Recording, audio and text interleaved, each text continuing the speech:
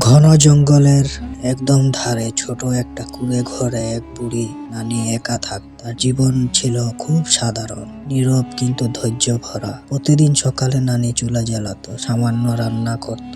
তার কাছে বেশি কিছু ছিল না, কিন্তু তার মনটা ছিল খুব বড়। একদিন হঠাৎ করেই জঙ্গল অস্বাভাবিক চুপ হয়ে গেল। পাখির ডাক থেমে গেল, ঝোপের ভেতর থেকে ভারী পায়ের শব্দ ভেসে আসতে লাগলো। ধীরে ধীরে জঙ্গল থেকে বেরিয়ে এলো এক বিশাল বাঘ।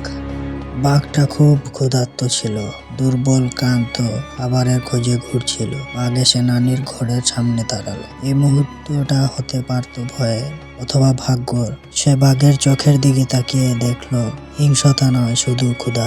নানি ঘরের ভেতর থেকে মাটির বাটি নিয়ে বাইরে এলো। বাটির ভেতরে ছিল সামান্য ভাত। হাত কাঁপছিল, কিন্তু মনটা ছিল শান্ত। নানি ধীরে করে বলল, খা বাবা, তোর খুব ক্ষুধা। খা বাবা, তোর খুব খিদে পেয়েছে। বাঘ মাথা নিচু করে বাটি থেকে খেতে লাগলো। অনেকদিন পর তার পেট ভরলো, আর ধীরে ধীরে তার রাগটাও শান্ত হয়ে গেল। খাওয়ার সময় নানি আস্তে করে বাঘের মাথায় হাত দিল। জঙ্গল যেন নিঃশ্বাস আটকে রাখলো। সেই দিন থেকে সবকিছু বদলে গেল।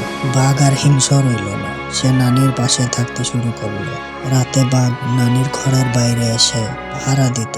কেউ আর নানির ক্ষতি করার সাহস পেত না। দিন কিছু লোক জঙ্গলের ভিতর থেকে নানির ঘরের দিকে আসছিল, কিন্তু বাঘ গর্জে উঠে সামনে দাঁড়ালো। লোকগুলো ভয়ে দৌড়ে পালিয়ে গেল। নানি মধু হেসে বলল, তুই শুধু বাঘ না বাবা, তুই আমার রক্ষক। সূর্য উঠে, দিন আসে।